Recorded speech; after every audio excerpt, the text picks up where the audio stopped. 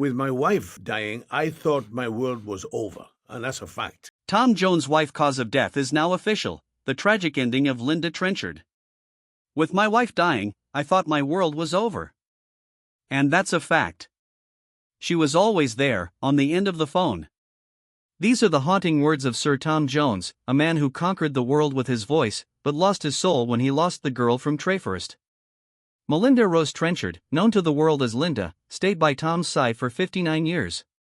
She stayed through the meteoric rise, the unimaginable wealth, and the soul-crushing scandals. But as her life neared its end, she refused to go quietly into the night. She refused painkillers, wanting to stay awake for one final conversation. What were those final words?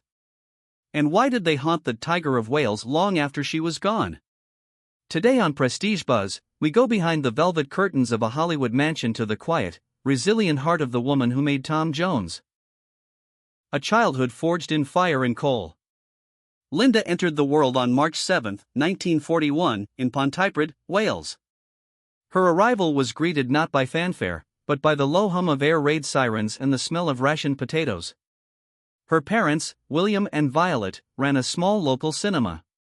While the world outside was gray with coal dust and the threat of German bombers, Linda grew up in the flicker of Hollywood dreams. By the time she was 10, Linda was selling tickets, learning the value of every penny. By 1948, the post-war struggle hit hard, cinema profits plummeted, and the Trenchards lived in a cramped one-bedroom home. This wasn't a life of luxury, it was a life of survival. Linda watched her father work 12-hour shifts repairing machinery, a grit that would later define her own marriage. The boy in the window. In 1952, a 12-year-old boy named Thomas John Woodward was confined to his bed with tuberculosis. For 2 years, he watched the world through a window. His only light?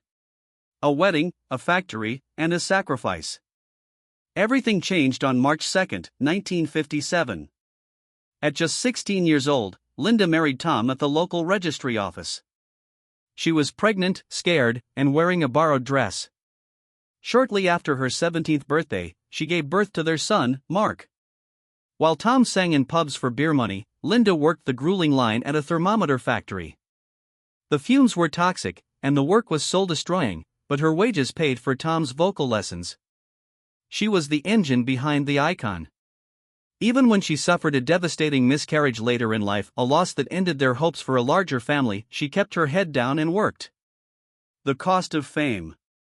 When It's Not Unusual hit number 1 in 1965, the factory life ended, but a new kind of hardship began. The family moved to Beverly Hills, but Linda never quite fit in. She was a Welsh girl in a world of silicone and sunshine. As Tom became a global sex symbol, the scandals began. Tom later admitted to sleeping with up to 250 women a year. From his high-profile affair with Mary Wilson of the Supremes to the birth of a son, Jonathan, with model Catherine Burkery, the betrayals were relentless. Linda's reaction was mostly silence, a silence born of endurance, not weakness. Only once did the mask slip. After discovering the depth of one particular scandal, she physically confronted Tom, leaving him bloody. Yet, she stayed. She chose to protect the home they had built, even as the walls were being battered by public humiliation. A note to our viewers: if you're finding this deep dive into the life of Linda Trenchard moving, please like, subscribe to Prestige Buzz, and hit the bell notification so you never miss the true stories behind your favorite icons. The health battles in the shadows. Linda's health was a private war. In the mid-70s, she was diagnosed with lung cancer for the first time. A lifelong smoker, she endured brutal chemotherapy that left her skeletal. Tom would rush home from Las Vegas residencies just to sit by her side. She beat cancer twice, but the treatments took their toll. By the 1980s, she developed severe emphysema. Her lung capacity dropped to 40%. She became a recluse, battling agoraphobia and depression. While Tom was on stage under the bright lights, Linda was in their mansion, surrounded by oxygen tanks and her collection of Welsh art, watching old movies to escape the pain. The final diagnosis. In March 2016, the final words that haunted Tom. As she lay dying, Linda looked at the man she had loved for 64 years, the man who had failed her in so many ways, yet whom she had never left. Her final words weren't of anger or reproach. She looked at Tom and told him, "Don't die with me. You've got to carry on." She made him promise not to fall apart, to keep singing, and to secure the future of their son, Mark. She even dictated her final wish, that the red phone box from their youth be returned to a museum in Wales, the place where they were just two kids with nothing but each other. The aftermath. Melinda Rose Trenchard passed away on April 10, 2016. Tom was devastated, famously saying he didn't know if he could breathe without her. He sold their Los Angeles mansion and almost everything in it, unable to bear the memories.